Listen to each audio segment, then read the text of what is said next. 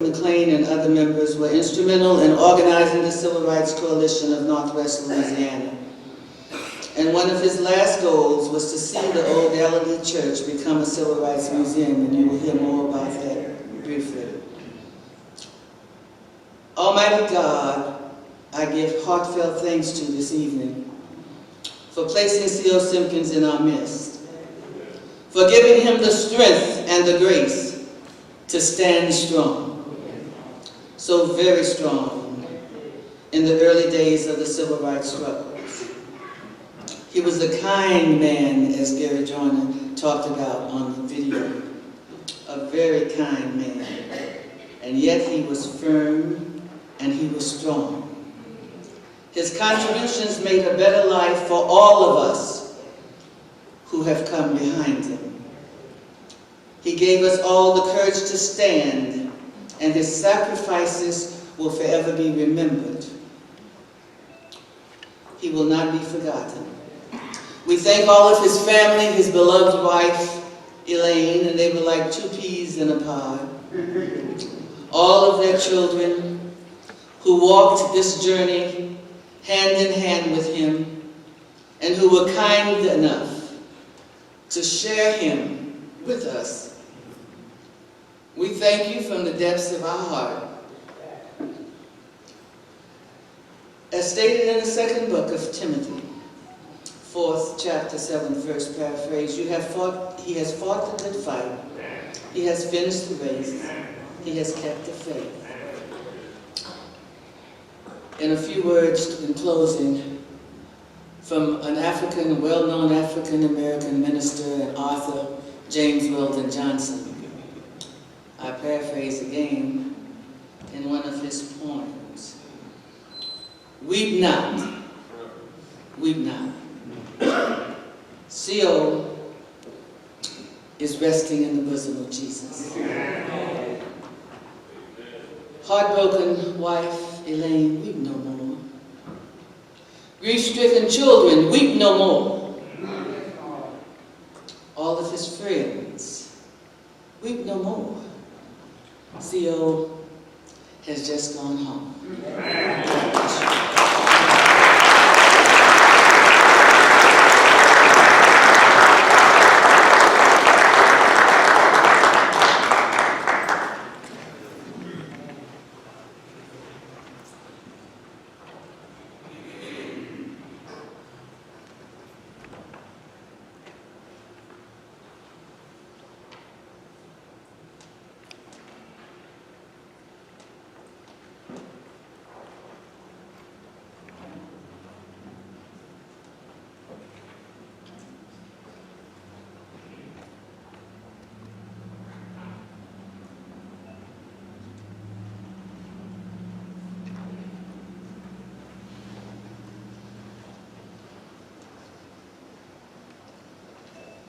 What an honor it is for me to be here at this podium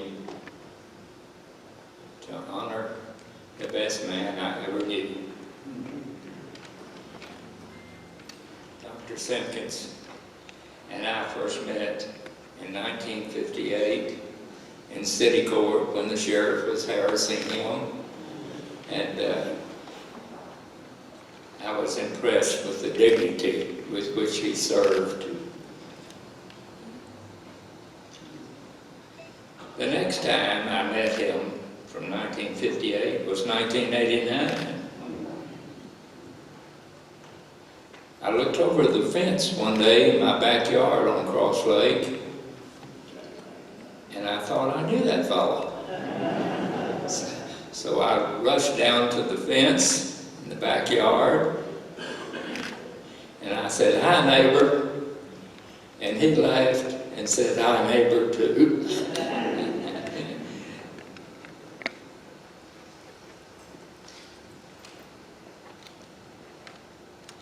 I saw him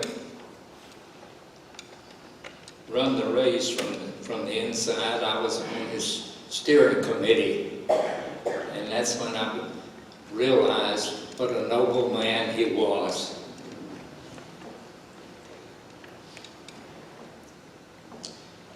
Over the years, CO and I became friends, also with Elaine. Jane and I loved her and loved to be with both of them. We did interesting trips together. We went to Dallas, Texas. We went to Jefferson, Texas. We went to Acapulco, Mexico together, and we all enjoyed that. I would like to tell the children, the grandchildren who are here today, of something about your grandfather that was exceptional. Naturally, his courage was, but I'm speaking of his kindness. He loved people, friend and foe alike.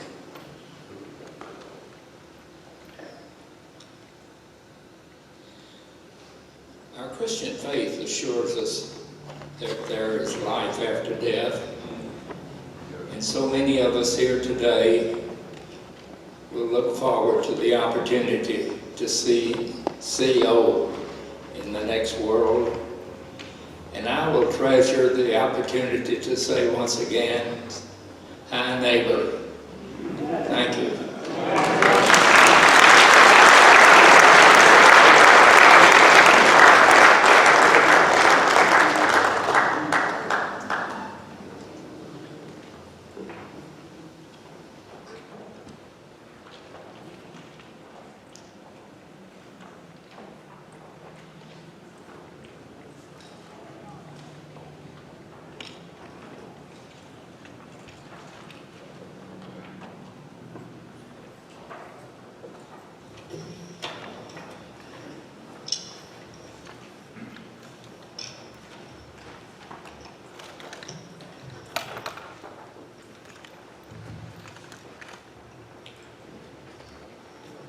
A man is born with a brain that is originally like a little empty attic. One has to stock it with furniture he or she chooses. Only a fool takes in all the lumber of every sort that he comes across. So that which might be useful to him will be crowded out.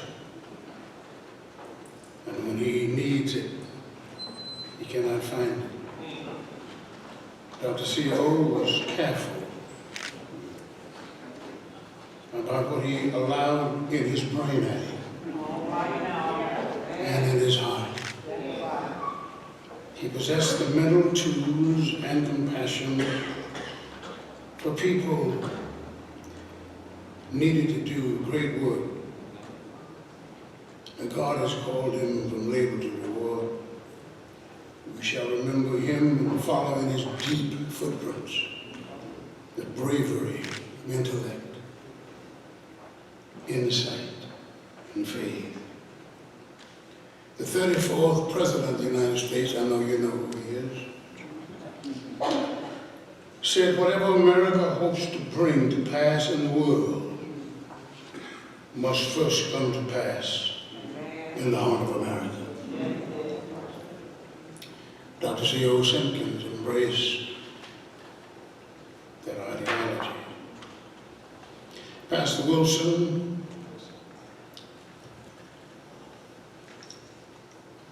Pastor Blake, Reverend clergy,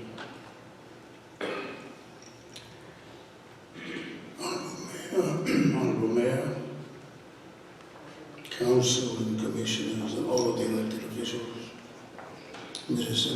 Simpkins and family. Dr. C.O. was a pioneer, trailblazer, father of so many and so much. We know that he was a founder of the Southern Christian Leadership Conference, close friend and associate of Martin King Jr. An unlimited amount of superlatives could not exhaust the description of his meaning to us. One personal aside, if you will. We were meeting at the Mount Canaan Church when monthly meeting of the coalition, Dr. CO had called me in advance to meet him there early. And I waited outside, not knowing his mode of transportation. When I saw this SUV drive up, and he exited, no one else was in the car with him. He had told me he was 90 plus. And when I saw him driving past Wilson, I said, there's hope for the rest of us. And then he came in and said, I want to talk with you in private. I want to say to you some things that your father would say. In our last meeting, you made some errors, minor but errors. And I want you to do the best and be the best you can in this position. I'm not scolding or reprimanding. I'm just telling you what you need to know. He gave solicited and unsolicited advice. Yes. That's your heart.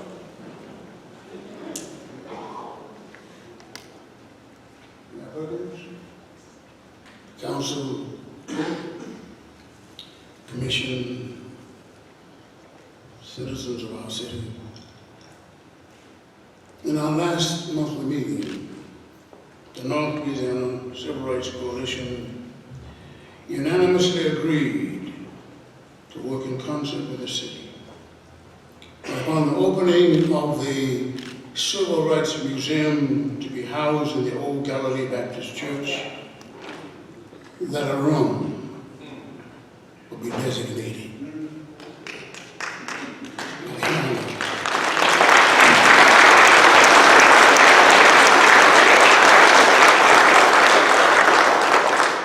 In the honor of Dr. Simpkins. Thank you so much.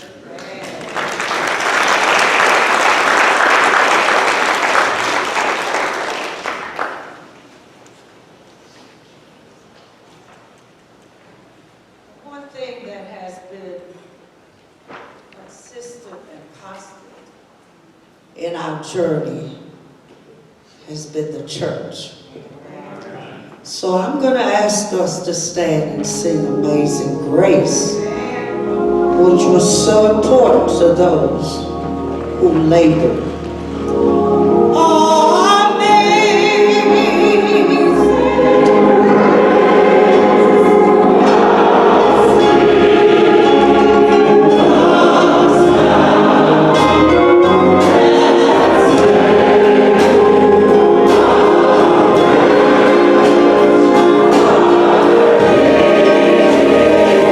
Sing it.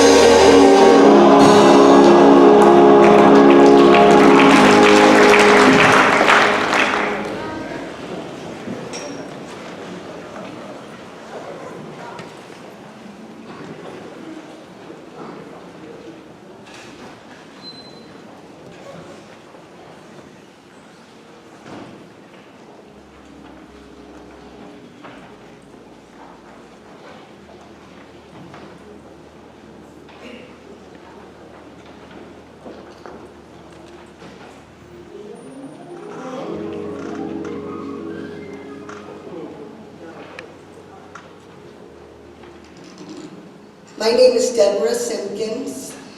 I'm the second oldest child.